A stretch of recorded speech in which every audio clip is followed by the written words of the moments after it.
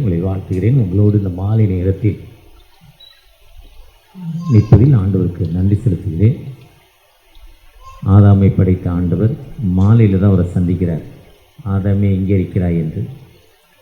ஆனால் அதிகாலையில் அவரை தேட வேண்டும் என்று வேதம் சொல்லுது. இரவு நேரங்களில் ஜெபிக்க வேண்டும் என்று சொல்லுது. அதன்படி இந்த மாலை நேரத்தில் உங்களை சந்திப்பதில் நான் ஆண்டவருக்கு நன்றி செலுத்துகிறேன். உண்மையான மனிதன் பரிபூர்ண ஆசீர்வாதங்களை பெறுவான். அவன் உண்மையாய், அவன் மனம் உண்மையுள்ளது என்று ஆண்டவர் அவனை அழைத்து அவன் என்ன பண்ணுறாரு? ஆசீர்வதித்தார். அவன் மனம் உண்மை உள்ளது என்று கண்டு. நெகேமியா 9 யார் உண்மையாக இருக்காங்களோ அவங்க என்ன பண்ணுறோம்? ஆசீர்வதிக்கப்படுறோம். இன்னைக்கு பாஸ்டர் ஏஜி மோகன் அவர் வர காரோடைய விலை 1 கோடி, ஒரு ஷூரோட விலை 80 லட்சம், கண்ணாடியோட விலை 1.5 கோடி. ஆனால் இன்னைக்கு ஸ்லம்ல இறங்கி ஊழியம் பார்க்குறாருல்ல. இத்தனை காரில் போனாலும், இத்தனை செருப்பு போட்டிருந்தாலும், இவ்வளோ ஐஃபையாக இருந்தாலும், ஏஜில் உலக அளவில் பெரிய தலைவர், வேர்ல்டு அளவில் பெரிய தலைவர், உலகத்தில் பெரிய தலைவர் ஏஜி மோகன். இன்னைக்கு ஃபோன் பண்ணாலும் சொல்லுங்கள் சவுந்தர பாண்டியன் பார். இல்லைன்னா அவங்க வீட்டுக்காரம்மா ஃபோன் எடுத்து, ஐயா 3 நாள் ப்ரேயரில் இருக்காங்க, சாரியா நான் சொல்கிறேன் விஷயத்தை சொல்லுங்க பாரு. அந்த மாதிரி ப்ரேயர் முடிச்சோன்னு என்ன பண்ணுவாங்க? கூப்பிடுவாங்க. அப்போ உண்மையாக யார் இருக்கிறோமோ அவங்களை என்ன பண்ணுற ஆண்டவர் ஆசீர்வதிக்கிறார். ஆண்டவர் சன்னிதானத்தில் உண்மையாக இருக்கிறப்ப என்ன பண்ணுறாரு? நம்ம டின்னர் வித் வின்னர், இரவு உணவோடு ஜெயம். அப்போ ஆண்டவர்கிட்ட நம்ம உண்மையாக வேலை செய்கிறப்போ, பாஸ்டர் ஏசனாவோட ஒரு நாள் உட்காந்துருந்தேன். இப்போ ஒரு கிரேப்போட விலையை 300 ரூபா. இப்போ அது குறைஞ்சிட்டு அமெரிக்கன் கிரேப்பு.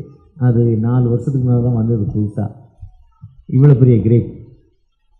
ஆனால் அந்த டேஸ்ட் இப்போ இல்லை. இப்போ 300 ரூபா. அப்போ நான் 600 ரூபா. ஃபஸ்ட்டு 600 ரூபாலேருந்து 400 ரூபாய்க்கு வந்துச்சு. நீங்கள் 1 கிலோ எடுத்தீங்கன்னு இப்படி வச்சிங்கன்னா, அதை எடுத்து வாயில் ஒன்றை வச்சிங்கன்னா 1 கிலோ முடிகிற வரையும் அது முடியாது. தன்னறியாக கைப்பு அவ்வளோ டேஸ்ட்டாக இருக்கும் அந்த அமெரிக்கன் கிரேப்பு. திருச்சியில் தான் வாங்கினேன். அதை ஒரு ட்ரிப்பு பாஸ்டர் ஏசனாக்கு நான் கொடுத்தேன். அவர் அன்பாக சாப்பிட்டார். சாப்பிட்றப்போ துப்ப போகிறார். ஒரு பாஸ்டர் போய் என் கையில் துப்புங்கிறார். அவர் இல்லைப்பா என்னையா பாஸ்டர், அது எனக்கு பிளெஸ்ஸிங்கிறாரு. அந்த தோலையும் கொட்டையும் கையில் வாங்கினார். ஒரு இன்ஜினியர். நான் என் முகத்தை பார்த்தாரு. அவரும் பாஸ்டும் பிஸ்னஸ் மேன் தான், என்னைய மாதிரி ஆளும் பிஸ்னஸ் மேன் தான். பாஸ்டும் பிஸ்னஸ் மாதிரி ஒழுங்காக பண்ணலன்னு என்ன ஆகாது? சர்ச்சு ஓடாது. சர்ச்சு ஒழுங்காக ஒன்றா ஒழுங்காக பிஸ்னஸ் பண்ணணும். டைமுக்கு கடை திறக்கணும், எல்லா பொருளும் இருக்கணும், சுத்தமான பொருளாக இருக்கணும், விலை சரியாக இருக்கணும், எடை சரியாக இருக்கணும், கஸ்டமர் கேர் இருக்கணும். இப்படி இருந்தால் தான் வரும். பாஸ்ட்னா ஒரு ஷீட் நல்லா இருக்கணும், மெசேஜ் பொறுமையாக இருக்கணும், மக்களுக்கு ஏற்ற மாதிரி இருக்கணும், டைமுக்கு வரணும், டைமுக்கு முடிக்கணும். நம்ம சர்ச்சு தானே, யார் வந்தாலும் பேசுங்கன்னு விட்டால் முடியாது. பாஸ்ட் இன்னைக்கு லேட் பண்ணிவிடாரு, வேலை இருக்குன்னு வரமாட்டான். டைமுக்கு முடிக்கணும், இந்த மெசேஜ் புதுமையாக இருக்கணும். அன்னைக்கு என்ன வேணுமோ அதான் உணவு. இப்போ ஹோட்டல் எப்படி கல்ச்சரில் வித்தியாசமான உணவு ஹோட்டல், அந்த உணவுக்கு போகிற மாதிரி அந்த உணவு இன்னைக்கு பாஸ்ட் புதுமையாக பேச போகிற, புதுமையாக பேசினாருங்க. நல்லா சொன்னீங்க பாஸ்டர். இன்னைக்கு போனால் பாஸ்ட் புது கருத்து நம்மளேருந்து விட்டுருவாரு. அப்படி புதுமையாக இருக்கணும். அதனால business equal pastor, pastor to equal business, 2 ஒன்றா வச்சுட்டு பார்க்குறாரு கிளாஸில். அப்படி அவர் அந்த கொடுக்குறப்ப அவர் சொல்கிறாரு பாஸ்டர் ஏசன்னா அந்த வளர்ச்சிக்கு. அப்போ சொல்கிறார், ஒரு காலத்தில் ரத்த வாங்கி எடுத்தேன், எங்கள் அம்மா வெட்டிட்டாங்க, எங்கள் அப்பா வெட்டிட்டாங்க, என் பிரதர்ஸ்லாம் வெட்டிட்டாங்க, ஓடுறாங்க. ஆனால் அந்த ஆண்டவர் என்னை நேசித்து அவருக்கு நான் உண்மையாய் வேலை செஞ்சதால் இன்றைக்கி நான் வாங்கி எடுக்கிறத உலகத்து மக்கள் என்ன பண்ணுறான்? வாங்குறான் சொல்கிறார் சார். உண்மையும் முத்தமுள்ள மனிதன், ட்ரூத் அண்ட் சின்சியாரிட்டி மனுஷன் இருக்கணும். அந்த ட்ரூத் அண்ட் சின்சியாரிட்டி தான் என்ன திருச்சபைக்கு வேணும், என்ன சொல்லணும், மக்களோடு நம்ம என்ன பேசணும், இன்றைக்கி என்ன சொல்லணும். ஏதோ வந்தோம் டைம் பாஸிங், டக்குன்னு வந்தோம், ஏதோ போட்டோம், ஏதோ பேசணும், ஏதோ பேசிட்டு ஏதோ ஒன்று சொல்லிட்டு போகணும்னு சொல்லக்கூடாது. அந்த திருச்சபை வளராது. அதான் அவங்க மாமே மச்சான் அண்ணன் தம்பி ஒரு 4 பேர் 5 பேர் ஒரு 10 வருஷம் ஓடும் கதை, ஒரு 25-30 வருஷம் கூட ஓடும். கையில் பைபிள் இருக்குது, பைபிள் எடுத்த ஒருத்தானும் தோற்று போனதில்லை. அதனால் சோறும் கிடைச்சிடும். உண்மையிலேயே வில்லியம் பாஸ்டர்? உண்மை தானே? கையில் பைபிள் இருக்குது, பைபிள் எடுத்தாலும் என்ன இல்லை, தோற்று போல சோறு கிடச்சிடும். ஆனால் உண்மையாக இருந்தால் பென்ஸ்காரில் வரலாம். அவர் பென்ஸ்கார் அவர் வச்சது கூட 60-80 லட்சத்துக்குள்ளே தான். 2.5 கோடிக்கு பென்ஸ்கார் இருக்குது, 2.5 கோடிக்கு இருக்குது. அந்த சுகமே தனி, அதில் போகிற சுகமே தனி. நீங்கள் மாருதி ஆமனியில் போகிறதுக்கும் இந்த காரில் போகிறதுக்கும் நிறைய டிஃப்ரெண்ட் இருக்குது. காலையில் நான் பல்லவன் எக்ஸ்பிரஸில் வந்தேன், பல்லவன் எக்ஸ்பிரஸில் வர்றதுக்கும் வந்தே பாரத்தில் வர்றதுக்கும் நிறைய டிஃப்ரெண்ட் இருக்குது. நிறைய டிஃப்ரெண்ட் இருக்குது. வந்தே பாரத்தில் கதவை திறக்க வேண்டாம், நம்மளை பார்த்தோன்னே திறக்குது. நம்மளுக்கு அந்த அதிலே சாதா கோச்சுக்கு எக்ஸிக்யூட்டிவ்க்கும் வித்தியாசம் இருக்குது. அதெல்லாம் பணக்காரன் போகிற ட்ரெயின், ஏழைக்கு கிடையாது. இது ஏழை நாடு, ஆனால் ஏழைக்கு இல்லை அந்த ட்ரெயின், அவ்வளோதான். அப்படிப்பட்ட நிலத்தில் நாம் ஆண்டவருக்கு உண்மையாய் பணி செய்கிறப்போ, ஆண்டவருடைய சன்னிதானத்தில் ஆண்டவர் கொடுத்த வாழ்வை நினைத்து உண்மையாய் நீங்கள் பணி செய்கிறப்போ ஆண்டவர் உங்களை உயர்த்துமாங்க. அந்த ஆண்டவர் உண்மையாகவே ஒரு வின்னர் நைட்ஸ், இது வெற்றியின் இரவாய் நமக்கு மாற்றி கொடுக்குமான்றார். அநேகரும் மீட்கும் பொருளாய் இந்த உலகத்துக்கு வந்தேன், எல்லாரும் ரட்சிப்பதற்காக இந்த உலகத்துக்கு வந்தேன். அவருடைய வந்ததின் நோக்கமே மினிஸ்ட்ரி, ஊழியம் என்பது பிறருக்கு உதவி. கண்ணு தெரியாத மனிதன் இந்த பக்கம் இருக்கானா, அவனை பிடிச்சுக்கொண்டே அந்த தெருவுக்கு அந்த பக்கம் விடணும். ஒருத்தர் சட்டை இல்லாமல் இருக்கான்னு நம்ம சட்டையை விட்டு கொடுத்துடணும். ஒருத்தர் சாப்பாடு இல்லாமல் இருக்கான்னு நம்ம சாப்பாடை விட்டு அவனுக்கு கொடுத்துடணும். இதுதான் மினிஸ்ட்ரி. அதான் ஆண்டவர் ஏசு அதைத்தான் செஞ்சார். ஏசு ஆண்டவர் அதை செய்த போய் தான் அவருடைய வாழ்க்கை வெற்றி, அவர் வந்த நோக்கம் நிறைவேறிச்சு. ஒருவேளை அதை செய்யலைன்னா அவர் நோக்கம் நிறைவேறிக்கிறார். ஏன்னா அவர் டெஸ்ட் ஆரம்பிக்கலை, அவர் சர்ச்சை ஆரம்பிக்கலை. ஒவ்வொருத்தருக்கும் ஒரு சர்ச்சு, ஒரு நேம் இருக்குது. அவர் எந்த சர்ச்சையும் ஆரம்பிக்கலை. ஏசு காலத்தில் சர்ச்சுக்கு பேர் கிடையாது. ஒரு பேர் வந்துட்டாலே அதுக்கு என்ன ஆயிடுது, அம்மா அப்பா வந்துடுறாங்க, அதுக்கு ஒரு மாமா மச்சான் எல்லாரும் வந்துடுறான். அவர் காலத்தில் சர்ச்சு பேர் கிடையாது, ஒரு ட்ரஸ்ட்டு கிடையாது, ஒன்றும் கிடையாது. பிறருக்கு உதவ வேண்டும், இருளில் வாழும் ஜனங்கள் பெரிய வெளிச்சத்தை காணுங்கள். இதுதான் மினிஸ்ட்ரி. அப்போ இந்த ஊழியம் என்பது தன்னை அர்ப்பணிப்பது, தன் வாழ்வை அர்ப்பணிப்பது, அதுதான் ஊழியம். அதுதான் ஃபெய்த், அதுதான் விசுவாசம். அந்த விசுவாசம் என்பது ஒரு ஊழியக்காரர் ஒரு கிராமத்துக்கு மினிஸ்ட்ரி போகிறார். முதல் வாரம் போகிறாரு, ஆண்டவர் நல்லவர்னு சொல்கிறாரு. திரும்பவும் அந்த வாரம் அதே இடத்துக்கு போகிறார். செகண்ட் சண்டேவோ மண்டேவோ டியூஸ்டேவோ வேறு அதே வாரத்தில் அதே நாள் அங்கே போகிறார். போகிறப்போ அந்த தூரமாக இருந்து கூட்டத்தை பார்க்குறாரு. அந்த ஊர் என்ட்ரன்ஸ்லேயே ஒரு மரம் இருக்கும், மரத்தை சுற்றி ஒரு ரவுண்ட் இருக்கும். ஊருக்காரங்க அதில் உட்காந்து பேசிகிட்டு இருப்பாங்க. அந்த என்ட்ரன்ஸ்லேருந்து நம்ம அப்படி போகிறப்ப அந்த மரத்தை பார்க்குறா, ஒரு கூட்டம் இருக்குது. அந்த கூட்டத்தை பார்த்தோன்னா ஒரு துணியை காண்ட துண்டக்கன்னு ஓடுறாரு. வேண்டாம், அந்த ஊர் மினிஸ்ட்ரி, இந்த ஊர் ஊழி எனக்கு வேண்டான்னு ஓடிட்டார்.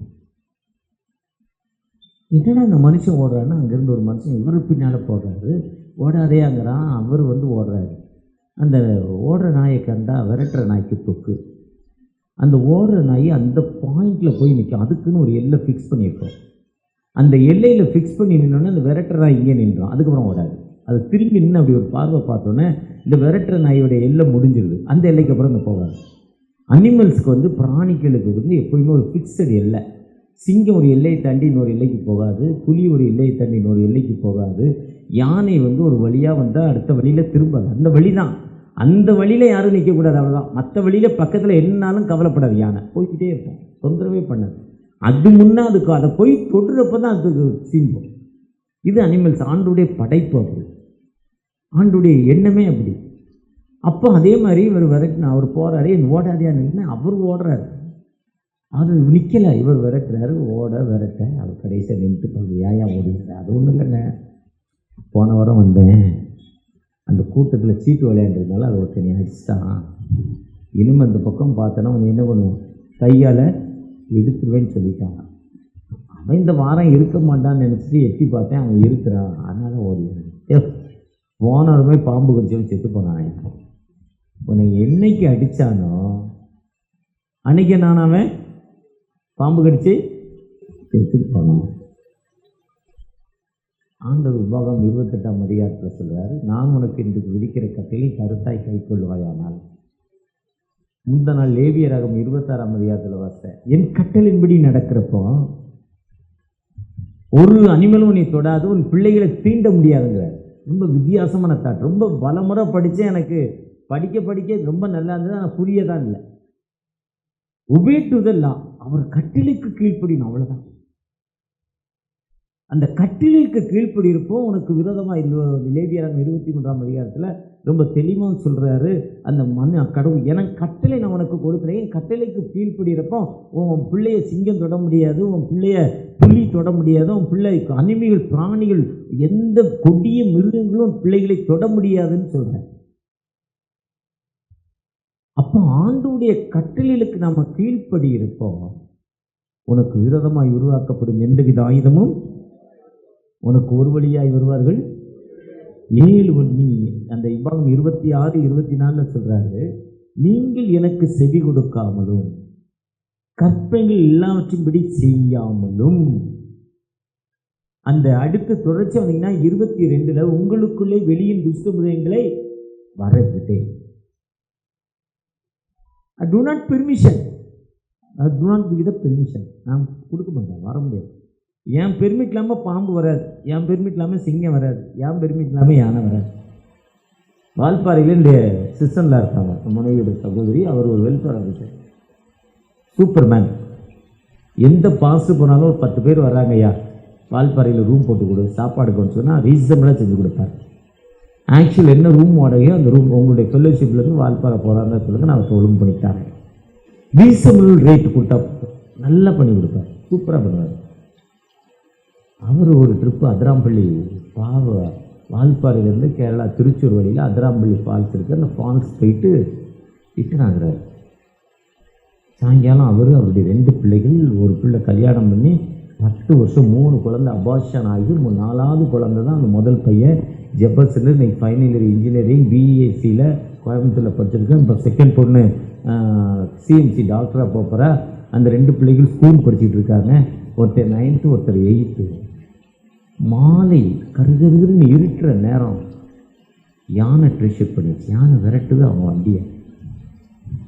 முன்னால் போனால் மாருதி சின்ன வண்டி தூக்கி ஒரு அப்படி தட்டுனா அந்த பள்ளத்தில் விழுந்துடும். 4 பேரும் அவுட்டு. பின்னால் ரிவர்ஸ் வந்தால் தலைகீழ பள்ளம், டேனிங் எப்படி வருதுன்னு தெரியல. அவன் இயேசுவேன்னு கத்துனாலாம். அவருக்கு கைகாலெலாம் ஆடி அப்படி ரிவர்ஸில் வர்றாரு. பிள்ளைகளெல்லாம் அப்படி கண்ணை மூடிக்கிட்டு அந்த வந்த யானை அப்படியே ரிவர்ஸ் ஆயிடுச்சு. யானைக்கு என்னென்னா அந்த ரூட்டில் யாரும் போடக்கூடாது, அதுக்குன்னு ஒரு வழி இருக்குது, வழித்தடம்.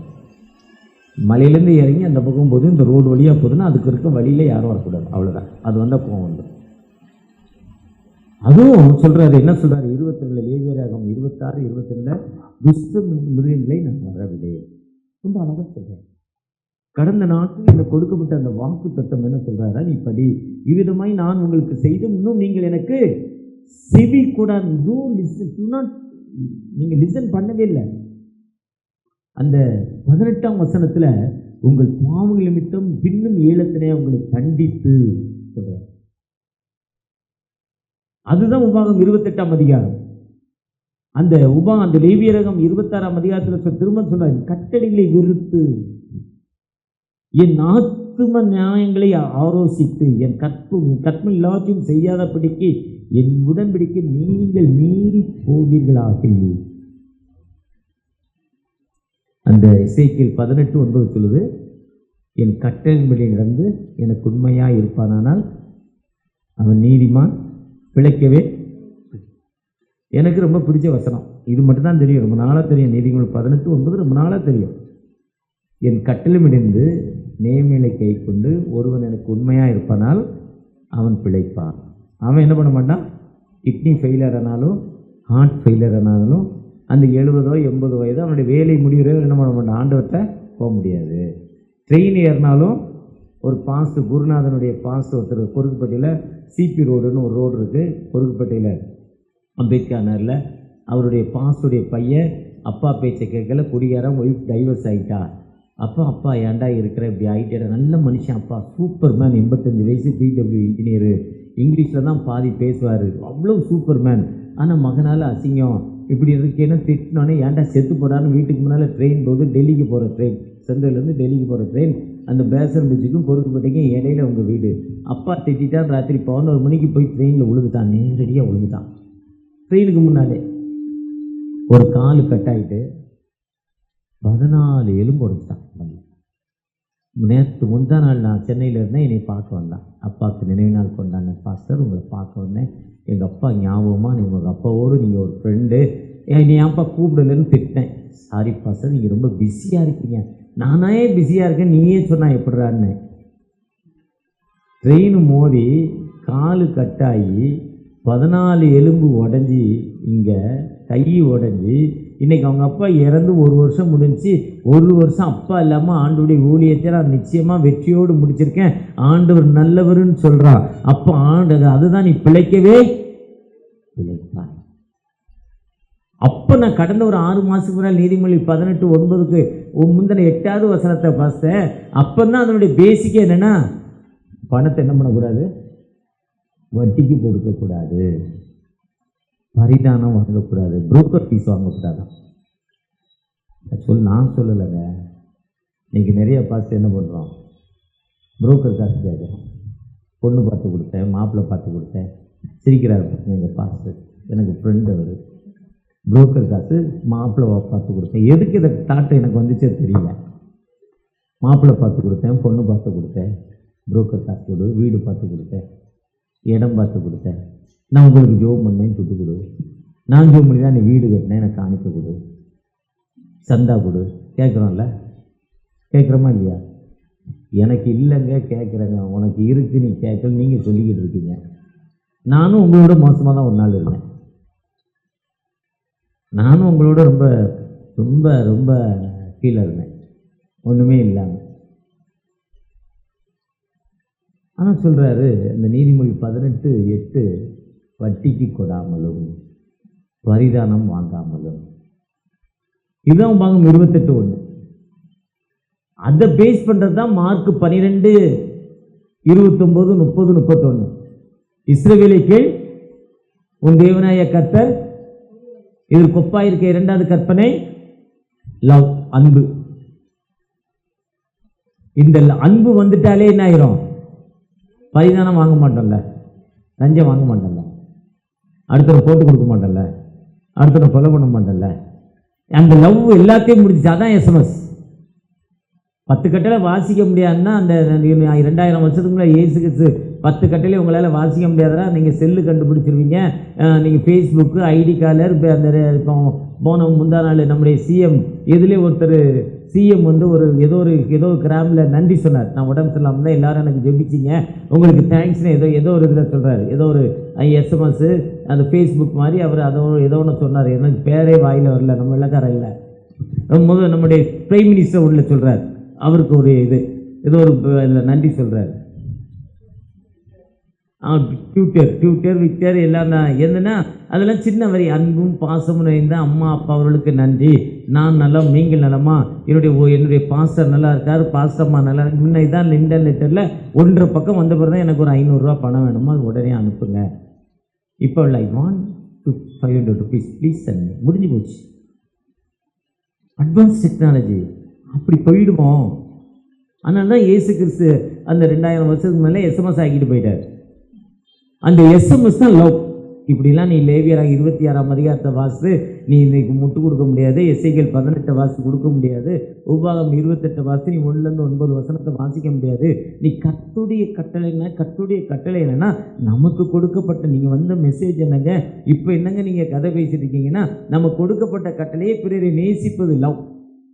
அந்த நேசிப்பில் நம்மை அன்பு கூறுறப்போ ஆண்டவர் உனக்கு விரோதமாய் உருவாக்கப்படும் எந்தவித ஆயுதமும்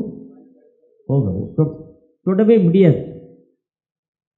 தொட்டா என்னாகும்? 21ஆம் அதிகாரம் 1-2, 3 வசனத்தை வாசிங்கன்னா, இஸ்ரேலுக்கு விரோதமாக கானானியர் வர்றாங்க, கானானியர் அடிச்சிடறான் இஸ்ரேவேலரை.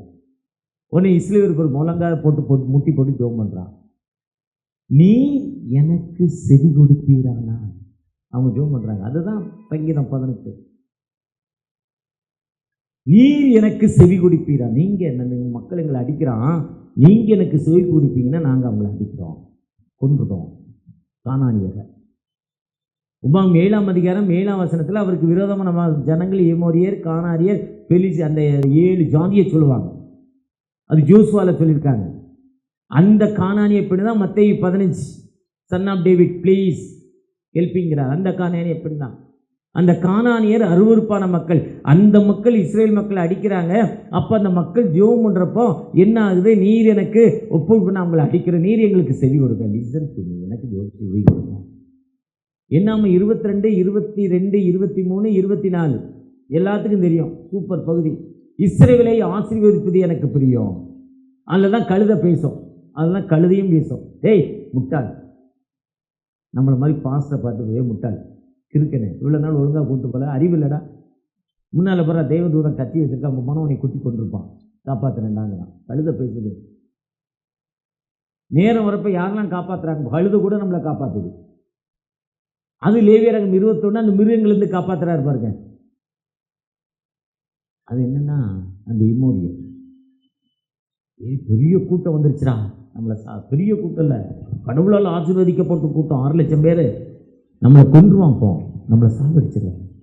உடனே தான் அவங்க ராஜா போய் என்ன பண்ணுறாரு, அங்கே போய் அந்த ஊழியக்காரனை பாலாக்கு பிள்ளையா ஆசாரியா, நம்மளை மாதிரி ஆசாரியா, பாலாக்கு ராஜா காலில் கையில் விழுந்து ஆசீர்வாதம் ப்ளஸ் பண்ணுறா.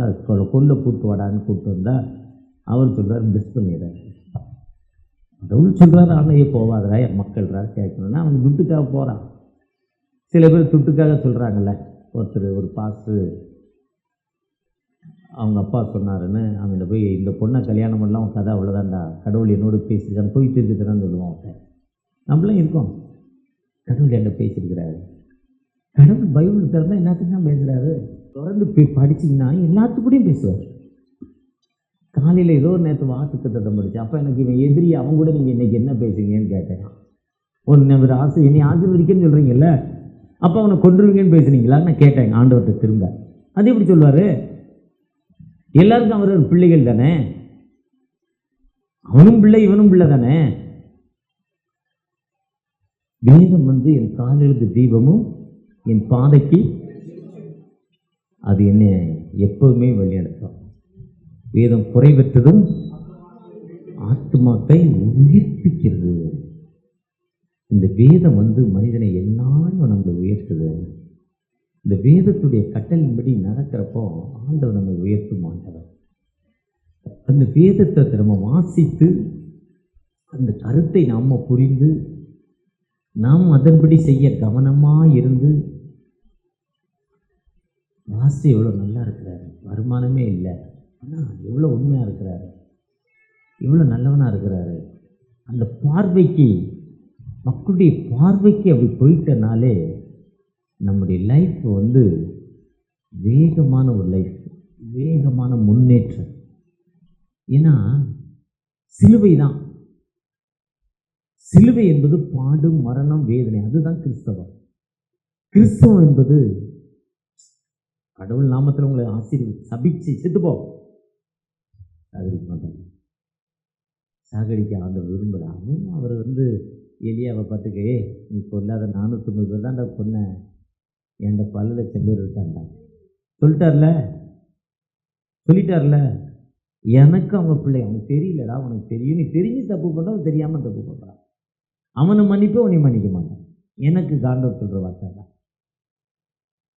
அப்போ ஆண்டவர்கிட்ட நம்ம இப்படிப்பட்ட மக்கள், ஆண்டவருடைய சன்னிதானமும் நம்ம பயப்படுறோமா? அந்த மக்கள் ஏன்னா பிறர் பிறருக்கு நம்ம பயப்படுறோம். அந்த பாஸ்டர் பயந்து ஓடுறப்போ அவர் சொன்னார், இவனே நேற்று அடித்தவனை என்ன ஆச்சு, பாம்பு கடிச்சு செத்து போவான். ஒரு தெளிவு வருது இல்லை? அப்போ நமக்கு இந்த கும்பகோணத்தில் அவுட்டரில் ஒரு பாஸ்டர் இருந்தார். இப்போ சுகர் பேஷண்ட், என்னைய மாதிரி ஒல்லி ஆகிட்டார். நான் முதல்ல இந்த பாஸ்டர் இம்மானுவேல் மாதிரி இருந்தேன். அவரை விட ஒரு 10 கிலோ வேணால் கம்மியாக இருக்கும். ஒரு 75 கிலோ வரை இருந்தேன், 75 வரையும். அவர் 95 இருக்கும், 95 நீளம் 105, 95 to 105 இருக்கும். நான் ஒரு 85 வரை இருந்திருப்பேன். இப்போ 58க்கு போய் 62க்கு வந்திருக்கேன். 58க்கு போய் 62, இப்போ 6 மாதத்தில் டெவலப் ஆகியிருக்கேன். வலங்கைமான் மகிமைதாஸ், மறந்துடாதீங்க. உங்களுக்கு யார்ட்டையாவது அந்த கும்பகோணம் பகுதியில் யாருக்காவது ஃபோன் பண்ணி வலங்கைமான் மகிமைதாஸ்ன்னு கேளுங்க, சொல்லுவாங்க. அவர் ஒரு சர்ச்சை நடத்தினார். பக்கத்தில் ஒருத்தர் ரொம்ப தொல்லை, இன்ஸ்பெக்டர் போலீஸ் ஸ்டேஷனில் தேடுவாங்க, போயிட்டு வருவார். போலீஸ் ஸ்டேஷன் முடிஞ்சு அடுத்த நாள் வந்து டிஎஸ்பி ஆஃபீஸில் தேடுவாங்க. டிஎஸ்பி ஆஃபீஸ் போயிட்டு வருவார். அடுத்த நாள் தாலுக்கா ஆஃபீஸ் தாசில்தார் தேடுவார், சர்ச்சை நடத்தாதுன்னு. தாலுக்கா ஆஃபீஸ் போயிட்டு வருவார். அடுத்த நாள் கலெக்டர் ஆஃபீஸில் வந்து தேடி வருவாங்க. அங்கேயும் போயிட்டு எழுதி கொடுத்துட்டு வருவார். திரும்ப போலீஸ் ஸ்டேஷன்லேருந்து தேடுவாங்க. 10 வருஷமாக இதான் ரொட்டீன் வாழ்க்கை. சத்தம் போடுறது இல்லையா, விடமாட்டிக்காயா, இப்படித்தான் ரிப்போர்ட் எழுதிக்கிட்டே இருக்கான். மாற்றி மாற்றி police station, DSP office, taluk, SP office, collector office, திரும்ப போலீஸ் ஸ்டேஷன், திரும்ப இப்படி போட்டுக்கிட்டே இருக்கான். நாங்களும் அவங்களும் எங்களை கூப்பிட்டு விசாரிக்கிறாங்க, ஒன்றுமே இல்லை நினைப்பாங்க, விட்டுக்கிட்டே இருக்கிறான். என்ன பண்ணுறது? நானும் முழம்பாட்டு ஜெபம் பண்ணுறேன். ஆனால் அவர் ஆண்டவர் சத்தத்தையே கேட்கலைங்க. எனக்கு சத்தத்தையே கேட்கல. அதனால் எனக்கு ஒரு இடம் வாங்கிட்டு நான் வீட்டில் கட்ட போகிறேன், எனக்கு ஏதாவது ஒரு உதவி செய்யணும்னா நான் அவருக்கு என்ன உதவியே செய்யலை. எனக்கு அந்த உதவி செய்கிற அவருக்கு ஐடியா வரல. எனக்கு வெளியே இடம் வாங்கி சர்ச்சு கட்டிட்டார், போயிட்டார் சொல்ல தள்ள முடியாமல். ஆனால் அதை பணமாக செத்து போகலாம் ரிப்போர்ட் இருக்குங்க. இது நடந்த சம்பவம். இது நெட்டில் டவுன்லோட் பண்ணல, 100 வருஷத்துக்கு முன்னால் நடந்ததில்லை. பிலோ 3 years 4 years பேக், 5 வருடங்களுக்கு முன்னால் நடந்த சம்பவம். இதுதான் உபாகம் 28ஆம் அதிகாரம். இதுதான் உபாகம் நம்மை வழி நடத்தும் ஆண்டவர். ஆண்டவரோடு நம்ம பார்க்கிறப்போ, நடக்கிறப்போ, அந்த சட்டத்திட்டங்களுக்கு கீழ்ப்படுகிறப்போ மலையில் இருக்கும் பட்டணமாய் ஆண்டவர் உங்களை வைத்துமாங்க.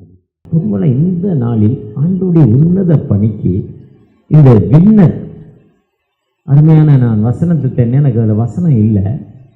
அப்போ நான் டின்னர் அண்ட் வின்னரை பார்க்கல. இப்போ நான் அவர் சொன்னப்போ தான் டின்னர் அண்ட் வின்னரை பார்க்கேன். அப்போ இந்த வின்னர் இரவில் ஆண்டவர் எப்பொழுதுமே எனக்கு ஊழியத்தில் ஒரு வெற்றியின் வாழ்வை கொடுக்கும். ஆண்டவர் தோல்வி இல்லை, அந்த வெற்றியின் வாழ்வு எப்படி அழகாக சொல்கிறப்போ, மார்ட்டின் லூதரை பற்றி சொல்கிறப்போ, அவங்க அப்பா வந்து ஒரு தாமிரம், அந்த தாமிரம், அதாவது தூத்துக்குள்ள ஒரு கம்பெனி ஸ்டெர்லைட்டுங்கிறது 1 கிலோ அந்த தாமிரத்தோட விலை 3500 ரூபா இன்னைக்கு மார்க்கெட் ரேட். 1 கிலோ தயாரானா ஒரு நாளைக்கு ஆயிரக்கணக்கான கிலோ தயாராகும். இந்தியாவிலே 2 இடத்துல தான், 2 இடத்துல வரும் ஓனர். அதை நிறைய வருமானம், கோடிக்கணக்கான வருமானம். அதனால் இந்த தூத்துக்குடி பட்டம் ரொம்ப வளர்ந்துச்சு. ஆனால் சில அவங்க பண்ண தப்பு என்னென்னா, நிறைய பேருக்கு லஞ்சம் கொடுத்தாங்க முதல்ல. அதை வாங்கி சாப்பிட்டவன் என்ன பண்ணால், திரும்ப லஞ்சம் கிடைக்கலாம் நம்மளை மக்களுக்கு எடுத்து அதை மூட வச்சுட்டான். அப்படி பார்த்தீங்கன்னா அதனால கேன்சர் வருதுன்னு ஒரு சென்சஸ் கணக்கு, அதனால கேன்சர் வருது. ஆனால் இந்த ஃபேக்ட்ரி இல்லாத ஊரில் தான் அதிகமான கேன்சர் இருக்குது. இந்தியாவில் கேன்சர் வந்து 17ஆவது இடம் தான் தூத்துக்குடி. அந்த ஃபேக்ட்ரியால் கேன்சர் இல்லை. வேலை வாய்ப்பு, லாரி ஓட்டம் எல்லாமே நீ குறைஞ்சி இப்போ நம்முடைய முதல்வர் அங்கே நேற்று 4500 கோடி 5000 கோடிக்கு நல்ல திட்டங்களை ஆரம்பித்து நிறையா ஃபேக்ட்ரி ஆரம்பிச்சிட்டாங்க. அந்த தூத்துக்குடி மக்கள் ஒன்று வந்து டிஎம்கே அடுத்த எலெக்ஷனில் வருது, ஜெயிக்கணும், ஏன்னா அது டிஎம்கே கோட்டை, இப்படிலாம் இருக்குது, அவங்க ஏதோ ஒன்று சொல்கிறான், இப்படிலாம் இருக்கணுங்கிறது நோக்கத்தோடு செய்கிறாங்க. நீங்கள் பாஸ்டர்ஸும் வருகிற நாட்களில் தமிழகத்துடைய தேர்தல் சிறப்பாக இருக்கணும். உங்களுடைய ஊழியம் எந்த விதத்திலும் கஷ்டமாக இருக்கக்கூடாது. தமிழ்நாடு தான் இந்தியாவில் உள்ள மாநிலத்திலே சுவிசேஷ பணியை இன்றைக்கி தைரியமாக பண்ணுது. மற்ற யாருமே நமக்கு ஆதரவு இல்லை. தமிழகத்திலே ஆட்சியாளர்கள் நமக்கு உதவி. இப்போ ஒரு கலெக்டர், இவர் நமக்கு எதிரி, இவர் மினிஸ்டர் ஆதரவு. மினிஸ்டர் கூப்பிட்டு செய்ய கலெக்டருங்கிறார், கலெக்டர் செய்ய மாட்டேங்கிறார், மேலேருந்து செய்யாதங்கிறான். அப்போ 2 பேரும் சேர்ந்து செய்யாத ஆள் வந்தால் இப்படி இருப்போம். அப்போ நம்ம என்ன பண்ணணும்? நம்ம கரெக்டாக தமிழகத்துடைய தேர்தலுக்காக நீங்கள் என்ன பண்ணணும்? ஜெபிக்கணும். ஒரு நாளைக்கு பல நிமிடம். ஏன்னா தமிழகம் இல்லைன்னா மிஷன் இல்லை. தமிழகத்தில் பெரியார் தோன்றவில்லை என்றால் நீங்கள் அன்றைக்கி இன்றைக்கி வெள்ளச்சட்டை போட்டிருக்க முடியாது. அவர் பெரியார் தினத்தந்தி ஆஃபீஸ் பக்கத்தில் உங்களை கிறிஸ்டின் மீட்டிங் நடத்துறதுக்கு போய் கேட்குறாங்க. நான் அவர் வந்து கடவுள் இல்லை சொல்கிற நாத்திகன், தர முடியாது போடாங்கிறார். இல்லைங்க கொஞ்சம் கொடுங்கன்னு கெஞ்சுறாங்க. அப்போ அவர் என்னடா கேட்குறாங்களே, ஒரு நாள் கொடுத்துட்டு அவருடைய மதுரையோ திருச்சி கூட்டத்தையே கேன்சல் பண்ணிவிட்டு அவர் ரூம்குள்ளே வந்து அவங்க என்ன பேசுகிறான்னு கேட்குறாரு. 4 நாள் அந்த மீட்டிங்கில் இருந்தார். கிறிஸ்தவனை ஒன்றும் சொல்லாத, டிஸ்டர்ப் பண்ணாதான்ட்டார். அதனால தான் நமக்கு வெற்றி. ஏன்னா நம்மளை அடுத்தவங்களை டிஸ்டர்ப் பண்ணுறதில்லை, வாழ்வு தான் கொடுக்குறோம். இன்றைக்கி சின்ன கிராமத்துலேயும் இன்றைக்கி தமிழகத்தில் ஸ்கூல் இருக்குது. இன்றைக்கி மத்திய அரசாங்கத்துடைய நிறைய இது பார்த்திங்கன்னா தமிழகம் எல்லா நிலையிலும் முன்னேற்றம் இருக்குது. அதுக்கு காரணம் நிறைய மிஷனரிகள் அர்ப்பணிச்சிருக்காங்க. ஒருவேளை நீங்கள் எந்த கட்சியாலும் இருங்க, நான் எந்த கட்சியாக இருக்கேன், அது வேறு. எதிர்காலம் இருந்து நீங்கள் ஜெபிக்கணும்னா நீங்கள் ஒரு 10 ஓட்டை ஆயத்தம் பண்ணணும், உங்கள் சர்ச்சை ஆயத்தம் பண்ணணும் வருகிற காலங்களில். ஏன்னா எவனை விழுங்கலாம் என்று கெச்சிக்கிற சிங்கம் போல் வகை தேடி சாத்தான் அலைந்து கொண்டிருக்கிறார். தாவீது சொன்னார், கர்த்தரை எனக்கு முன்பாக வைத்திருக்கிறேன், நான் அசைக்கப்படுவதில்லை. நம்ம யாரை வச்சிருக்கிறோம்? அப்போ என்ன பண்ணணும்? ஜெபிக்கிறது மட்டும் இல்லை, செயல்படுறது எப்படியோ நீ சொல்லுவேன்னு தான் தெரியும். அதான் ஓட்டு போடாமல் சீட்டை கொண்டு வந்துட்டேன், அதை வச்சுக்கோ. எல்லாத்துக்கும் தான் ஏன் போட்டேன் ஓட்டு. அப்போ நம்ம என்ன பண்ணணும்? இதெல்லாம் ரொம்ப ரொம்ப விவரமாக செயல்படுங்க, ஜெபம் பண்ணுங்க. கடவுளுடைய சித்தன்னு ஒன்று இருக்குது, அவருக்கு முன்னால் நம்ம ஒன்றுமே பண்ண முடியாது. ஏன்னா இன்னைக்கு நான் அந்த எடுத்த தாட்டோடு கொண்டு வரேன்னா, இந்த மார்ட்டின் லூதர் வந்து அவர் இல்லைன்னா இன்னைக்கு கிறிஸ்தவம் இல்லை. அவங்க அப்பா தான் தாம்பரம் அந்த கம்பெனியில் வேலை பார்க்குறாரு. அவர் வந்து பின்னால் ஒரு நல்ல சம்பளம், அது ரிசைன் பண்ணிட்டு தாசில்தார் அந்த கவுன்சிலராக மாறுறார். கவுன்சிலராக மாறினது தன் மகனை லாயருக்கு படிக்க வைக்கிறார்.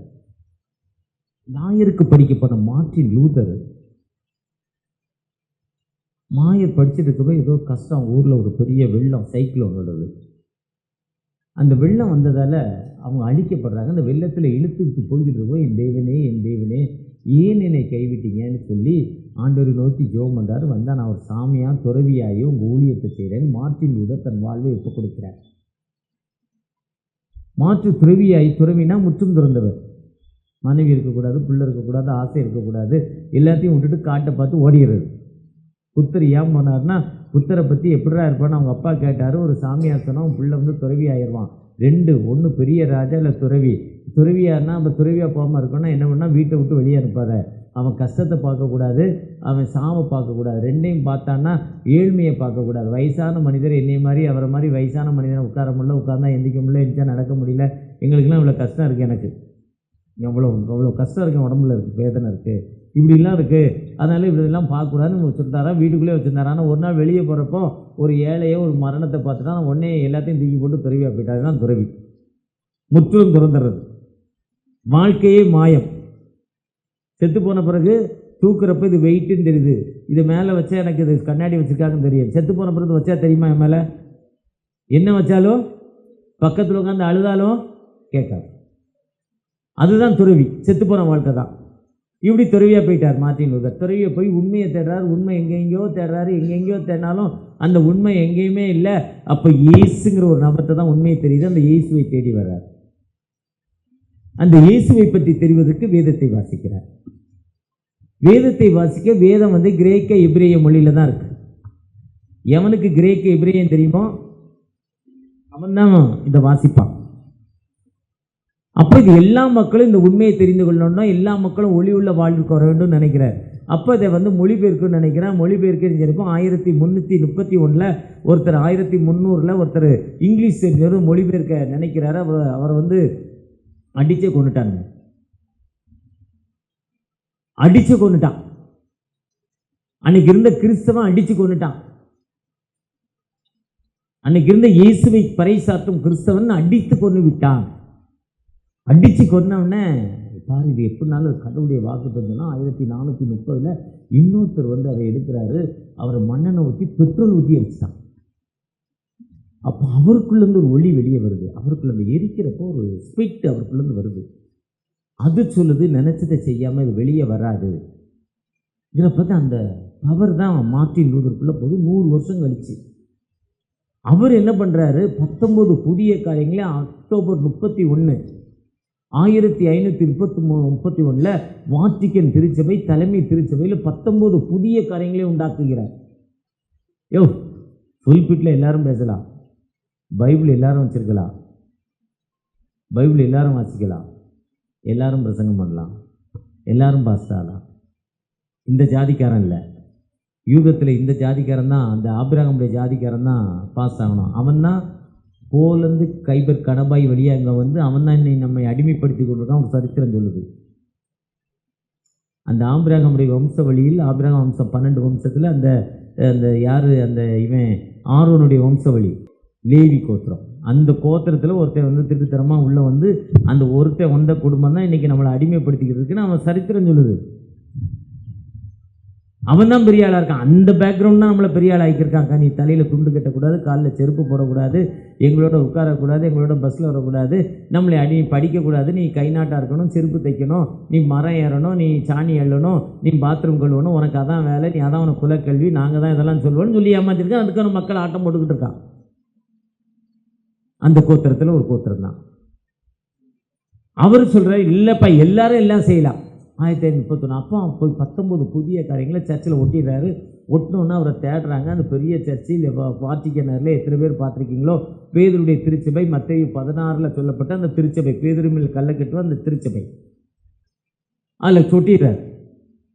ஒட்டினோடனே அவரை தேடுறாங்க. அவர் ஓடி ஒளிஞ்சு ஜெர்மன் போய், ஜெர்மன்லேருந்து இங்கிலாந்து போய், இங்கிலாந்துலேருந்து இது இட்டாலியில் வாட்டிக்கன் நகரம், அங்கேருந்து அங்கே ஜெர்மன் போய், அங்கேருந்து ஜெர்மன் கொஞ்சம் தூரம் ஒரு 200-300 கிலோமீட்டர் ஜெர்மன் போயிட்டு, ஜெர்மன்லேருந்து இங்கிலாந்து போய் அண்டர்மூனில் போய் ஒழிச்சிக்கிட்டார்.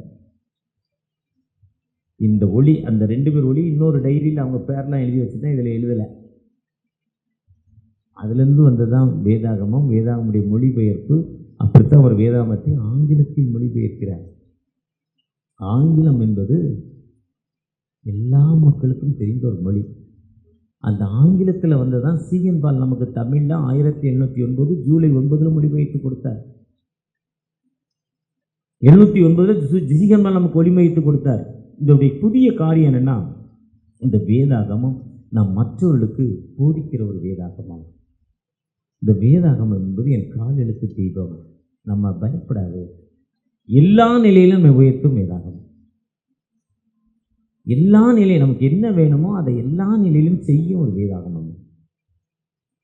அப்போ இந்த வேதாகமத்தை போல நாம் அந்த மார்ட்டின் லூதர் நம்முடைய வாழ்வை நமக்கு அர்ப்பணித்தார்ல, அந்த அர்ப்பணிப்பு நம்மகிட்ட இருக்கா? அதுதான் யோவேல் 2ஆம் அதிகாரம். நினைக்கிறேன் இவங்க வீட்டில் உட்காந்து இந்த மெசேஜை எழுத ஆரம்பித்தேன். என்னென்னா, அந்த நான் திருப்பூர்னா அப்போஸ்தலர் 2ஆம் அதிகாரத்தில் அங்கே பேதுருடிகள் பேசுகிறார். அப்போஸ்தலர் 2 பேதுருடிகள் பேசுகிறார். அந்த அப்போஸ்தலர் 2:22 சொல்கிறாரு. என்ன சொல்கிறாரு? அப்படி இருந்தும் தேவன் நிர்ணயித்தபடி, ஆலோசனைப்படி, தேவன் நிர்ணயித்த ஆலோசனைப்படி, அட்வைஸின்படி, அப்படி முன்னறிவிப்பின்படி ஒப்பு கொடுக்கப்பட்ட அந்த இயேசுவை நீங்கள் பிடித்து, யாருங்க பிடிச்சா? இஸ்ரவேலர் தான் பிடிச்சான். பிலாத்து இல்லை, கிரேக்கர் இல்லை, ரோமாரியர் இல்லை. இன்னைக்கு இயேசுவை கொலை செய்யறது பாஸ்டர் நம்ம தான். நான் சொல்கிறேன், நீங்கள் தான் கொலை பண்ணீங்க, அதில் மாற்று கருத்தே இல்லை. இன்னைக்கு இந்தியாவில் கிறிஸ்தவம் 2000 ஆண்டு, ஜெர்மனில் கிறிஸ்தவம் போய் 1500 ஆண்டு, அங்கே ஆப்பிரிக்கா கண்டத்தில் கிறிஸ்தவம் போய் 1000 ஆண்டு, ஆப்பிரிக்காவில் 99 விழுக்காடு, ஜெர்மனில் 100%. நம்ம ஊரில் எத்தனை %? இதுக்கே தடுமாட்டமாக காணப்படுது. இதிலே பாதி பேர் அவன் காரில் என் கொடியை மாட்டினா 20 லட்ச ரூபா கார் தரணும், மாட்டிக்கிறோம். உனக்கு பேராயிரம்னு ஒரு கொடியை கதை மாட்டி தொப்பியை மாட்டிக்கிட்டு நாட்டை ஏமாற்றிக்கிட்டு அலைகிறோம். நடக்குதா நடக்கலையா? உங்களுக்கு ஒரு போஸ்டிங் அப்போ காட்டி கொடுத்தது யார்? ஆனால் அவர் சொல்கிறப்போ அந்த அப்போஸ்தலர் 2ஆம் அதிகாரம் 16 25 வசனம் அதையும் வாசிங்கன்னா அவர் சொல்கிறாரு, தீர்க்க தரிசனம் யோவேலின் உரைக்கப்பட்டது. யோவேல் என்ன சொன்னார்? யோவேல் 1 முதியோரை கேளுங்கள் ஆரம்பிக்கிறார். அப்போ வாலிபர் 33 வயசு, 33 வயதுக்கு உள்ள முதியோர்லாம் நம்மெல்லாம் யாரு? முதியோரை ஜனத்தை கூட்டுங்கள் அவர் சொல்றார். உபவாச நாளை நியமிங்கள், நீங்க கூட்டுங்க. அவர் சொன்னார், பாஸ்டர்ஸ் ஃபெல்லோஷிப்பை நான் என்ன பண்றது, கூட்டுறத கூப்பிட்டேன். எதுக்கு ஒரு பாஸ்டர்ஸ் ஃபெல்லோஷிப்பை கூப்பிடுறீங்கன்னு ஒருத்தட்ட கேட்டேன். ஞாயிற்றுக்கிழமை நீங்கள் வரமாட்டீங்களா, அதனால உங்களை பாஸ்டர் ஃபெல்லோஷிப் கூப்பிடுறேன். ஒருத்தர் சொன்னார், எதுக்கு பாடினேன் தெரியல, நீங்கள் ஃபெல்லோஷிப்புக்கு வாங்க பாஸ்டர் ஃபெல்லோஷிப்பு. ஞாயிற்றுக்கிழமை காலையில் 8 மணிக்கு கூப்பிட்றாங்க. 8 மணிக்கு 9 மணிக்கு எத்தனை சர்ச்சை நேரில் போக முடியும் ஒரே டைமில்? நான் என்ன தான் ஒன்றாலும் 1, 2, 3 தான் அட்டென்ட் பண்ண முடியுது நேரில். அப்போது நம்ம யூனிட்டி வேணும். திருக்கலி குன்றத்தில் என்ன இருக்கணும்? யூனிட்டி இருக்கணும். செங்கல்பட்டு ஒரு யூனிட்டி இருக்கணும். அந்த யூனிட்டி என்பது ஏற்றத்தாழ்வு இருக்கக்கூடாது. என்னைக்கு அப்போஸ்தலர் 2ஆம் அதிகாரத்தில் பயந்து போன மக்கள் ஒன்றா கூடி ஜெபிச்சாங்களோ, பயந்து கதவு பூட்டிட்டு இருக்கான். அப்போ சில அந்த பெந்தைக்கோஸ்தே நாள் வந்தபோது அவன் கதவுக்குள்ளே இருக்கான். பெந்தைக்கோஸ்தே என்பது 50 என்று பெயர். 50 என்பது 7 7 49 + 1 50.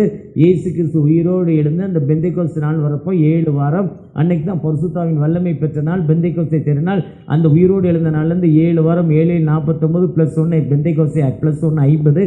50 நாள் பயந்து அந்த 1 நாளை கொடுங்க. அதான் லேவியராகமம் 23 விடுதலை நாள். நீ அடிமைப்பட்டு வந்த 7ஆவது வாரம், இன்னைக்கு நீ விடுதலை கொடுக்கணும். அடிமை, உன் வேலைக்காரன், நீ தண்டல் வாங்கிட்ட, ஃபைனான்ஸ் எல்லாத்தையும் ஒன்றா விட்டுடா, எல்லாத்தையும் விட்டுடாங்கிறார். அதுதான் விடுதலை நாள். அந்த விடுதலை நாள் தான் அவன் கொண்டாட வர்றான். அதுதான் பஸ்கா பண்டிகையுடைய விடுதலை நாள். அந்த விடுதலை நாளில் தான் இவங்க ஒன்றா கூடி வர்றான். அவன் ஒன்றா கூடி வந்த பொழுது அப்போ தான் தூயாவுடைய மகிமை இறங்கிச்சு. அப்போ தான் பேசுகிறார், அந்த ஆவியானவர் இறங்கினார். அந்த ஆவியானவர் இறந்ததால தான், இறங்கி வந்ததால் தான் நீங்கள் எல்லா மாம்சமான யாவர் மேலும் என் ஆவியை ஊற்றுவேனுங்கிறார். எல்லாரும் இன்னைக்கு பரிசுத்தாவின் வல்லமை இன்னைக்கு எல்லாத்துக்கும் இருக்குன்னா பாஸ்டர்களுக்கு மட்டும் இல்லை, மக்களுக்கு அதுக்கு மேலே ஸ்பிரிட் இருக்கு. அதுதான் யோவேல் 2ஆம் அதிகாரம். என் ஜனங்கள் மேலே ஆவியை ஊற்றுவோம். அதைத்தான் அவர் அங்கே சொல்கிறார். பவுலடிகள் அந்த வசனத்தை எடுத்து சொல்லிட்டு, நீங்கள் தான் கொலை செஞ்சீங்க, நான் சாட்சி. நீங்கன்னா உங்களை என்னையும் சேர்த்துங்க, நாம் தான் கொலை செய்தோமா. இன்னைக்கு கொண்டுட்டு இருக்கிற யாரு? நம்ம தான். நமக்குள்ள என்ன இல்லை? யூனிட்டி இல்லை. 2 பேரும் பேசிக்கிட்டே இருந்தாங்க. என் செனாடு, இந்த செனாடு, அந்த செனாடு, இவர் ஒரு செனாடு, அவர் ஒரு செனாடு, நான் ஒரு செனாடு. எந்த செனாடு மக்களுக்கு என்ன செஞ்சிச்சு? பண்டாரம் மடம் கட்டின கதை தான். பண்டாரம் மடம் கட்டின தெரியுமா? பிச்சைக்காரரா தெரியுமா? நிறைய பேருக்கு கதை, ஐயாவுக்கு தெரியுது, உங்களுக்கு தெரியுமா? பிச்சைக்காரெல்லாம் ஒன்றா சேர்ந்தார் ராத்திரி ஒரு மரத்தடியில். திடீர்னு மழை வந்தோடனே ஒருத்தர் சொன்னார், என்னடா பிச்சை எடுக்கிற நமக்குள்ளே ஒற்றுமல்லையா, நமக்குன்னு என்ன வேணும்? ஒரு தங்க இடம் வேணும்னான்னு சொன்னான். ஒருத்தன் கேட்டால் அதுக்கு என்ன பண்ணுவேன்? கலெக்ஷன் பண்ணும். ஒருத்தன் சொன்னால் அந்த மடம் இவ்வளோ நீளம், இவ்வளோ அகலம், முன்னால் இவ்வளோ அதாவது லேண்டில் தோட்டம், இத்தனை பெட்ரூம், இத்தனை ஆசை, இப்படிலாம் இருக்குன்னு ஒருத்தர் சொல்லுவாங்க. தலையில் தெற்கால மடம், வடக்கால மேற்கால, அது திருநெல்வேலி பாஷையில் சொல்லுவாங்க. இப்படி ஆட்டி சொல்லி முடித்தான் ஒரு 10-15 நிமிஷம். பணத்துக்கு என்னடா பண்ணுவோம்? கலெக்ஷன். எப்படா போகிறோம்? காலையில் எழுந்துச்சுன்னா எல்லாரும் போயிடுவோம் கலெக்ஷன், டொனேஷன் கொடுத்துட்டு. காலையில் பார்த்தா நான் எவன் முதல் ஏரியாவுக்கு போனால் அவனுக்கு துட்டு விடணும், அவன் கட்டியை தூக்கிட்டு முதல் ஏரியாவுக்கு அவன் போயிட்டான். ஒரு கோயிலும் கலெக்ஷனுக்கு ஒன்றும் பண்ணல. இதுதான் பண்டாரம் மடம் கட்டுறதுன்னு வாங்க. கொஞ்சம் வித்தியாசமாக சொல்லுவாங்க, ரொம்ப நாள் ஆச்சு மறந்துச்சு. ஆனால் நாம் ஒன்றாக கூடி ஏற்று இன்னைக்கு சர்ச்சு பார்த்தீங்கன்னா அதுதான் வேதநாயக மஸ்ரியா சாமுவேல், டாக்டர் அம்பேத்கர் அவர்கள் தாய் மதத்திலிருந்து புத்த மதத்திற்கு போகிறேன் என்று சொன்னார். புத்த மதத்திற்கு வேதநாயக மஸ்ரியா ஐஎம்எஸ் என்எம்எஸ் உடைய ஃபவுண்டர், முதல் மிஷனரி, இந்திய மிஷனரி, முதல் பிஷப் அவர் சந்தித்து, ஐயா நீங்கள் தேவை இந்த விடுதலை கிறிஸ்தவத்தில் தான் இருக்குது, இதெல்லாம் யூதனும் இல்லை, கிரேக்கம் இல்லை, அடிமை என்றும் இல்லை, ஆண் என்றும் இல்லை, பெண் என்றும் இல்லை, எல்லாம் இருக்குது. இதான் இருளில் ஜனங்கள் பெரிய வெளிச்சத்தை காணுமாவுக்கு தான் வந்தார். கர்த்தருடைய ஆவியான மேல் இருக்க தரித்திரருக்கு சுவிசேஷம். அது இந்த நாளில் நிறைவேறிச்சு. லூக்கா 4:18, ஏசாயா 61, ஈசா என்னும் அடிமரத்தில் துளிர் தோன்றிச்சு. ஏசாயா 11, ஏசாயா 42, குருடருக்கு வாழ்வு, சங்கீதம் 140. இதெல்லாம் இங்கே தாங்க இருக்குது. இதாங்க ஏழைக்கு வாழ்வுங்க. யாரும் இல்லைங்க. பணக்காரன் போனாலும் அந்த ஐஸ்வர்யவான் போய் என் வேலைக்காரனுக்கு அவருக்கு கூட போகிறார் இயேசு. ஏழை போய் கேட்டாலும் அவருக்கு கூட போகிறாரு. பணக்காரன் வீட்டில் விருந்து இருக்கிறாரு, அங்கே போய் பாவியான ஒரு எய்ட்ஸ் பெண்ணு போயிருக்க அவளுக்கும் வாழ்வு கொடுக்குறாரு.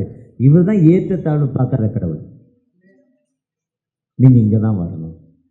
அப்போ அவர் கேட்டார், அம்பேத்கர் கேட்டார், எந்த கிறிஸ்துவத்துக்கு வர்றது? அன்றைக்கி இங்கிலாந்து மிஷன், அதாவது பாப்டிஸ்ட், மார்த்தோமா, அங்கிலிக்கன், நிறையா வெள்ளைக்காரனே காஸ்பல் சொன்னால் நம்ம பக்கத்தில் வர மாட்டான். ஏன்னா தீட்டுமா வெள்ளைக்காரனே. எந்த நீங்கள் தீட்டுன்னு சொல்லி எப்படி உங்கள்கிட்ட வருதுன்னு இது. அப்போ இன்னைக்கு அதே மாதிரி இன்னைக்கு இவர் பேர் பசுத்தாவின் ஒரே திருச்சபை, கர்த்தராகிய கிறிஸ்துவின் ஒரே திருச்சபை, இயேசுவே ஆண்டவர் திருச்சபை. நாங்கள் அவன் ஆசிக்காரன் சொல்கிறான், எல்லாத்தையும் பேசுவான் நல்லது. ஆனால் பக்கத்தில் போனால் ஒரு வயலையும் சேர்க்க மாட்டான். பெண்டிகாஸ்ட் எல்லாம் பேசுவான், ஆனால் அவங்க யார் வீட்டுக்கும் போகக்கூடாது. வேறு யார்ட்டையும் பேசிட்டா சர்ச்சையில் சேர்க்க மாட்டான். மெம்பர்ஷிப்பே கிடையாது, எடுத்துட்றான். இன்றைக்கும் தீவிரமாக இருக்கான். அப்போ நமக்குள்ளே என்ன இல்லை? யூனிட்டி இல்லை. இன்னைக்கு அதே மாதிரி இது ஐக்கியம். அடுத்த வருஷம் உங்களுக்குள்ள ஒரு பிரிவினை இல்லை. அடுத்த யார் தலைவர்? 2 வருஷம் நீங்கள் முதல்ல ஒரு அக்ரிமெண்ட் போடுறீங்க, 2 வருஷம் கழித்து தலைவர் ஆகணும்னு. அப்போ ஒருத்தர் நான் ஆசைப்பட்டு நான் தலைவராகிறேன், நீ தலைவர். அப்போ நீ தனியாக நிறுத்திக்கோ, நான் தனியாக. என்ன வருமானம்? ஒன்றுமே வருமானம் இல்லை. ஏதோ வர்றவர் வந்தால் எவ்வளோயா கொடுக்குறேன்னு கேட்குறாரு. பாசிபிலிஷிப், சரிப்பா வர்றேன் ஐயா, சாப்பாடு 1 லட்ச ரூபா, ஒரு 100 பேர் வருவாங்க, சஃபாரி கொடுத்துருக்கேன். போனால் 15 நாளைக்கு முன்னால் ஒருத்தர் பாசிபிள், சரிப்பா வர்றேன். என்ன ஐயா அடுத்த நாள் சொல்லுங்க, ஐயா வரீங்களா? வரேன்னு சொன்னீங்க ஐயா, வந்துடுங்க, வெல்கம். என்ன சொல்லுங்கள்? அதெல்லாம் இல்லைங்க, ஒரு 100 பேர் வருவாங்க, சிக்கன் பிரியாணி கொடுக்கணும், ஒரு 2 லட்ச ரூபா கொடுத்துருங்க, ஒரு 100 பேருக்கு சஃபாரி என்ன கொடுங்கன்னாரு. சோத்திரம் நான் நாளைக்கு ஜெபம் பண்ணிட்டு சொல்கிறேன்ட்டேன். நான் ஜெபம் பண்ணி சொல்லணும் வேண்டான்னு சொல்கிறதுக்கு அர்த்தம் தான். இப்போ இவர் ஃபோன் பண்ணார், இம்மானுவேல் ஃபோன் பண்ணார். உங்களுடைய தேவை என்னன்னு கேட்டேன். வாங்கய்யா, நான் என் மக்களுக்கு சாப்பாடு கொடுத்துட்றேன், 7 மாதம் எதாவது வர்றாங்க, உங்களால் முடிஞ்சதை கொடுங்கன்னாரு. என்ன சொன்னார்? உங்களால் வந்து பென்ஸ் காரில் வந்திருக்காரு. எங்கே அவர்கிட்ட தான் நம்ம வாங்கணும். பென்ஸ் கார் இதில் திருமணம் நம்பவே இல்லை நான். ஏன்னா பெரிய வசதியானவங்க பாசிபிலிட்டிக்கு வர்றதில்லை, அவங்க தான் கூப்பிடுறாங்க. நான் பார்த்த வரையும் ஏஜ் மோகனை கூப்பிட்டாங்க வருவாரா? வரமாட்டார்ல. ஏஜில் பெரிய ஆளை கூப்பிட்டு வருவாரா? சிஎஸ்சியில் பெரிய ஆளை கூப்பிட்டா வருவாரா? இல்லை இந்த ஏரியாவிலே பெரிய சர்ச்சி 1500 பேரை பாஸ்ட்டு கூப்பிட்டாங்க வருவாரா? அவர் வரவே மாட்டான். நான் எழுதி தரேன், அது யாராக இருந்தாலும். இப்போ வடசென்னையில் ஐஜான் இருக்கார், வருவாரா? பைக்கில் தான் வர்றாரு, அது வேறு. 1500 பேர் வராங்க, வரமாட்டார். அவர் எப்படி வருவார்? அவருக்கு அங்கே மூட்டையில் இல்லை காசை கொண்டு போகிறாரு. அப்போ நமக்குள்ளே என்ன இருக்கணும்? ஐக்கியம், யூனிட்டி, ஒன்று. இதுதான் கட்டளை. கட்டளைங்கிறது வெள்ளை வேட்டி, வெள்ளை சட்டை, இங்கே ஒரு பேனரு, இங்கே ஒரு பேக்கு, கையில் பைபிளு, இது இல்லை கட்டளை. இது வெளி வீசம். இப்போ ஒயிட் அண்ட் ஒயிட்டு, அந்த சர்ச்சுக்கு போகிறோம் வேறு ட்ரெஸ்ஸு, இன்னொரு சர்ச்சுக்கு போகிறோம் வேறு ட்ரெஸ்ஸு, ஏஜிக்கு போகிறப்போ கருப்பு பண்டு வெள்ளை சட்டை, இதெல்லாம் நான் போடுவேன். இதெல்லாம் ஏமாத்துறது. நான் வச்சிருக்க தான் சொல்கிறேன். ஆனால் மனதளவில் நாம் யார்? ஒரு தாயின் பிள்ளைகள், ஒரே தாயின் பிள்ளைகள். ஜீசஸ் தான் நமக்கு. அந்த தாட்டோடு நீங்கள் போகிறப்போ எந்த தலைவரையும் வசைப்பாடக்கூடாது. நிறைய பேர் பாக்கெட்டில் தலைவர் படத்தை வச்சுக்கிறான். இல்லை, தப்பு. கடவுள் இல்லைங்க, போயிட்டார். அதுதான் உண்மை. தமிழகத்தில் பெரிய டிராப்பாக்கு எந்த கிராமத்துக்கு போனாலும் தலைவர், கிராமத்துக்கு போனாலும் தலைவர் செல்ல இருக்கும். அப்போ இந்த ஜாதிக்காரன் இந்த ஊருக்குள்ளே இருக்கான், விவரம் ஆகிடணும் நம்ம. அது கிறிஸ்தவம் அல்ல. இதுதான் உண்மை. நான் உண்மையை மட்டும்தான் பேசுகிறேன். எனக்கு தெரிஞ்ச உண்மை அவ்வளோதான். நான் உண்மையை பேசுறதுக்கு பெரிய சத்தியவான் சாபத்தில் எனக்கு தெரிந்த உண்மை. இது எந்த ஸ்டேட்லேயும் அப்படி இல்லை, தமிழகத்தில் தான் அப்படி இருக்கு. நமக்குள்ள பெரிய பிரச்சனைகள் இருக்குது. ஆனால் தலைவர் அவர் நல்லது என்ன பண்ணார், நமக்கு என்ன சொல்றார்? நமக்கு தலைவர் யாரு? இதுலேருந்து என்ன பண்ணக்கூடாது, எப்பவுமே மறக்கக்கூடாது. எந்த அமைப்பில் நீங்கள் மெம்பராக இருந்தாலும் மெம்பர்ஷிப்பை முதல்ல என்ன பண்ணணும், போகாதீங்க. எங்கள் ஊர் ஜாதி சங்கம் இருக்குது, எங்கள் ஊர் சங்கம் இருக்குது, நான் போக மாட்டேன். போனால் நல்ல போஸ்டிங்லாம் தருவாங்க. ஆனால் நான் என்ன பண்ணக்கூடாது, எனக்கு தலைவர் யார், அவ்வளோதான். இதுதான் கர்த்தருக்கு பயந்து நடக்கிறப்போ. அதான் முதியோரை கேளுங்கள், ஜனத்தை கூட்டுங்கள், உபவாச நாளை சொல்லுங்கள், உங்கள் இருதயங்கள் அல்ல, உங்கள் துணிகளை வஸ்திரங்களை அல்ல, இருதயத்தை கிழித்து திரும்புங்கள். அடுத்து சொல்கிறாரு, நாங்கள் வசதியாக இருக்கேன், எனக்கு உணவு கிடைச்சிட்டு. அவர் சொல்கிறார், இவர் உணவு இல்லாமல் பயத்தில் இருக்கிறவர் மக்களை கூட்டி ஜெபிச்சோடும் பெரிய தும்பு வந்துடுச்சு. அப்போஸ்தலர் 2 யோவேலும் அப்போஸ்தலர் 2ஆம் அதிகாரம் நீங்கள் ஜாயின் பண்ணி பார்க்குறப்போ நம்ம உபவாசத்தையும் மக்களை கூட்டி ஜெபிப்பதிலையும் ஏற்றத்தாழ்வு இல்லாமல் நம்ம பழகுவதிலையும், நான் பெரிய பாஸ்டர், முன்னால் இடம் கிடைக்கணும், எனக்கு ஜெபம் கொடுக்கணும், எனக்கு பாட்டு கொடுக்கணும், அதான் விவரமாக அடிச்சுட்டாரு ஃபஸ்ட்டு.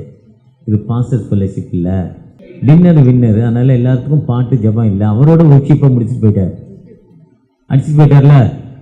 உண்மை இல்லையா? எத்தனை பேர் இதை நினச்சிங்க? ஒரு மைக் கிடைச்சா நீங்களும் சொல்லிடுவீங்க. ஆனால் நாம் ஆண்டவருக்கு உண்மையுள்ள மக்களாய் எப்போ மாறுறோமோ ஆண்டவர் உயர்த்தும் ஆண்டவர். அந்த ஆண்டவர் நம்மோடு கடந்து வந்திருக்கிறார். அறுவடை மிகுதியாலோ இல்லை, அன்பரின் கதறல் கேட்டிடுதே. நானிலம் முழுவதும் நான் ஒரு கோடி நாசத்தின் வழியை நாடிடுதே. இயேசுவின் அன்பு என்னையும் நெருக்க எழும்பிடுவோம் நாம் வாலிபரே.